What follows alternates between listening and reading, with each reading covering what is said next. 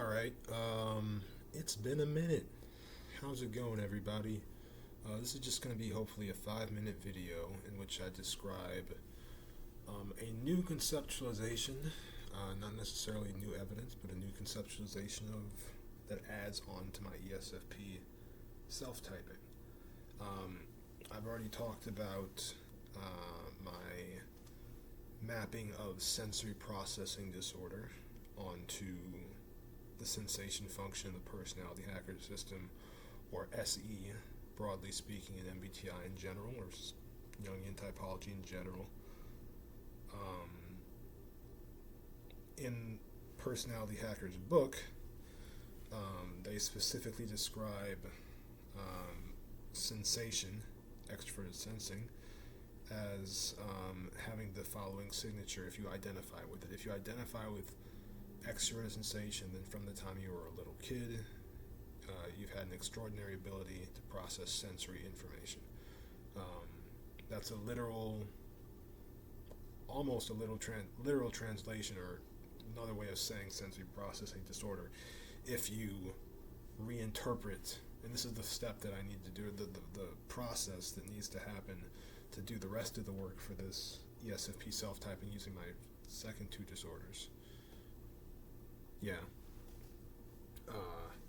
You essentially need to interpret disorder as extraordinary and extraordinary as disorder, and see the order that's left out of the picture by extraordinary and disorder. It's outside of order. It's not ordinary. It's not order.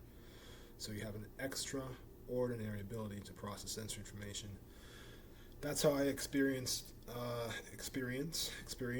sensory processing disorder. Not being able to go to sleep without socks when I was little, socks on, because I didn't like the way that the covers felt on my toes, stuff like that. Gagging when I would eat broccoli or other certain vegetables that my parents would make for me, much to their chagrin, I guess. I don't know what chagrin means exactly, but I think that's a close enough usage of that word. But yeah, that's not super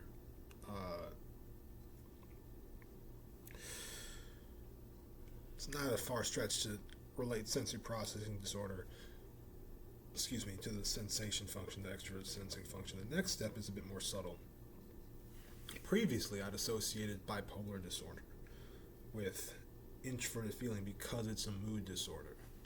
But I want to step back from that. I'm still going to end up at the same place, but I want to step back from that conclusion. Because what it is at its fundamental, literal, etymological sense, not the clinical sense, but when you look at those two words on a piece of paper, or you hear them, and you translate them using their etymology, you get bipolar. And disorder is just kind of there. It's just maybe the equivalent for like type or function, but the bipolar part, because it's three disorders that I'm going to be talking about, and each disorder essentially maps onto a part of the ESFP personality type in my sequence of diagnoses. With bipolar disorder, it's a bipole. It's a dipole. It's an oscillating set of preferences or frequencies on the same continuum, as Personality Hacker likes to describe, an axis or a function axis.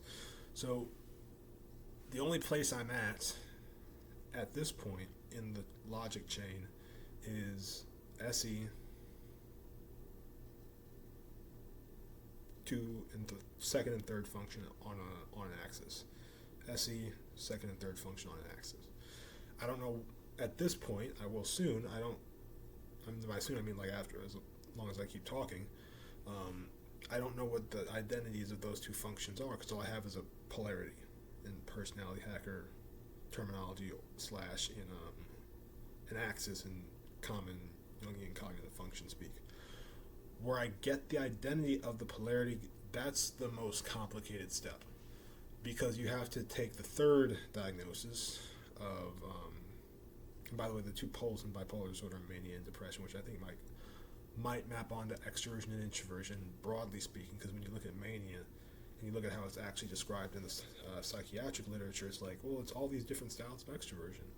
And you look at depression, it's like, oh, it's all these different styles of introversion. So they might be kind of conflating all the different styles of extroversion and introversion, and somebody's going back and forth between these two things, or manic depressed, manic depressed, manic depressed.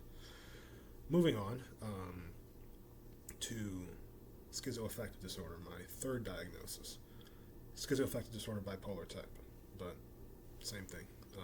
Schizoaffective disorder. They're separate diagnoses. They require the same medical schedule, psychiatrically, but they're separate diagnoses. And the schizoaffective, what does that mean etymologically? Not what does it mean clinically, or what's the actual definition? What does it mean etymologically? What are the actual sounds of the words that are traced back through linguistic history to even Proto-Indo-European? Like, what do they actually mean? Schizo is split. Affect is directed doing. Affect is directed doing. What type of doing? Who's to say? But it's doing. It's directed, but it's split. So how do I get introverted feeling and extroverted thinking from there? Well, I had to look at the etymology of the personality hacker nicknames for authenticity, for introverted feeling, which is authenticity, and for extroverted thinking, which is effectiveness. Both of them are forms of doing, not from the exact same root etymologically, because you would hear that, right? You actually do hear that with schizoaffective and effectiveness. There's the Latin root facere that's shared between those two terms. But you don't hear that with authenticity, but it's coming from Greek. And the hentis or thentis root on authenticity also roughly translate into doing or doer. But the auto is what's in front of it on the Greek side with authenticity, with self-directed doing versus outwardly directed doing with ex facere, effectiveness, from the Latin. So you get these two different forms of doing. Then we move back over to, wait a minute, we saw with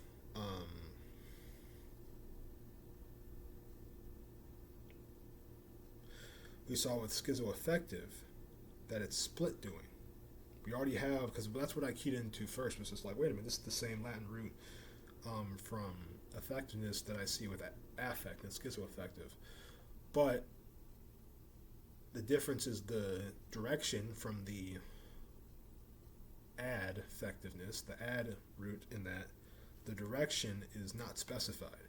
But you have the direction specified for the two different directions specified.